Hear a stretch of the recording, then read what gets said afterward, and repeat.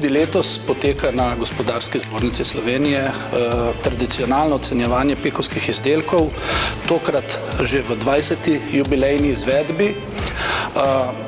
Tudi število izdelkov je letos rekordno, preko 200 raznoraznih pekovskih in drugih izdelkov, povezanih z žitno industrijo, žitno-predelovalno industrijo.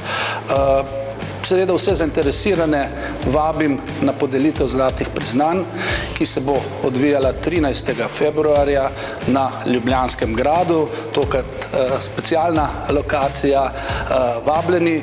Istočasno bom pa izkoristil priliko, da vse, ki radi kupujete izdelke pekovske in tudi druge, posežete po seveda nagrajenih izdelkih.